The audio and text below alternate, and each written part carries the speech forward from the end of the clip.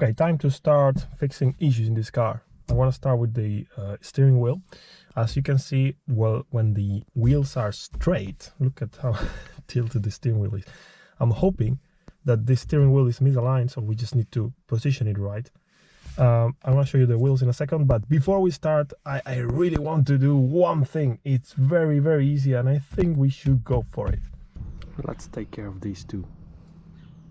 I don't like them. Okay, so car is switched off, and how much I hate these lights, man. It's just a cheap solution. We need to disconnect electronics and 3 screws. There is one here, and one here. I couldn't record the process, but it's rather simple. 3 bolts, all the electronics. Of course, the connectors, they are all brittle. This is a 8mm spanner, and this is our body. Look, if you want to tune your car, do it properly. This is bull. That goes to the trash. And what am I going to place next? No worries, original stuff. But first, I need to clean this guy. Like this. A damp cloth is enough. And yeah, the connector here is, you see, is broken, but it will do the job.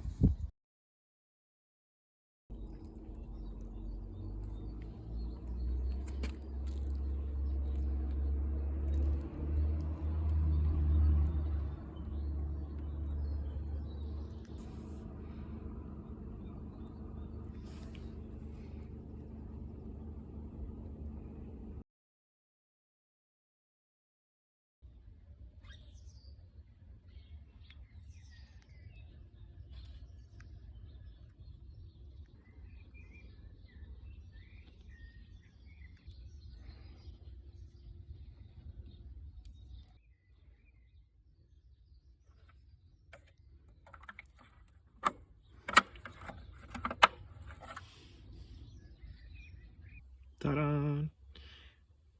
Now, connectors wise, you see 1, 2, 3 connectors, they are the same. This is just a 2-pin connector, a 3-pin connector, and this is a 5-pin connector. So in the end it's a ground, and all the lines correspond to all the lights. So you have 4 lights plus a ground. Easy peasy. And in this model we have a 5 connector pin. A bit of thread locker, just in case. Yeah, I noticed the rust building up there. Connector in, and let's test it. We got it working. Now it's just a matter of testing the lights.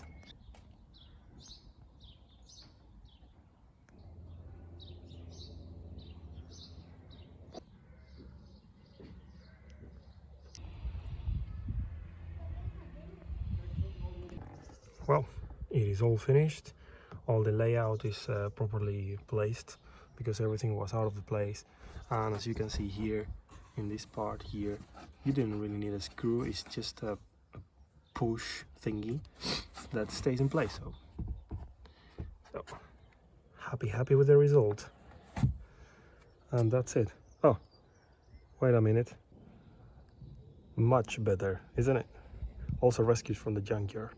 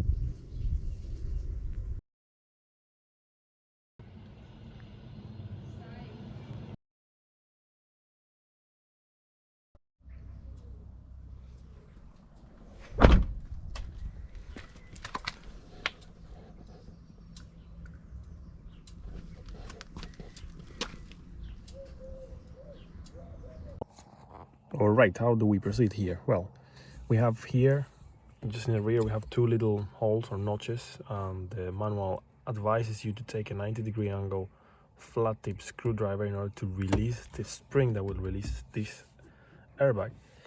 However, the first thing you should do is to disconnect the battery. So let's go ahead. Battery disconnected. I got it off camera. It's a pain in the ass. You are supposed to insert the screwdriver. I can use this one. It's very small for electronics with a flat tip. And you are supposed to do this, but from this side, like this, and you're supposed to press in this spring. Now, with one hand it's a bit difficult, but basically this should be the motion. Bam. And on the other side too. Then, be careful with this earth and the airbag connector.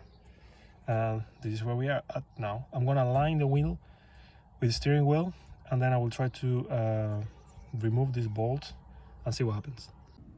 You can already see the amount of play here, you see?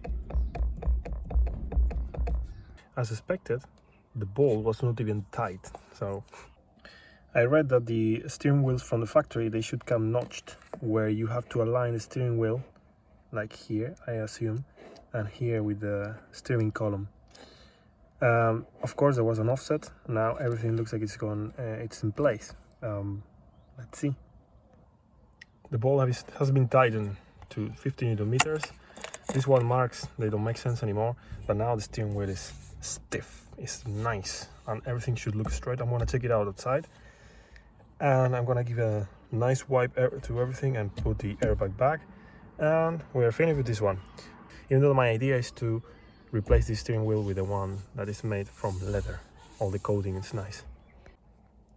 Nice and clean. Proper detailing later.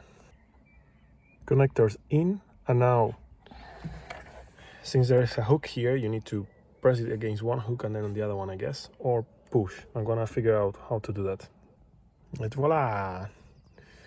There are hooks here, here, and here. So first, just push from the center, and then you'll go down, right, left, or you'll find a way, and now it's perfect. So let's connect the battery and see if the horn works, because last time I tested it, it looked a bit dodgy. Sounds weird.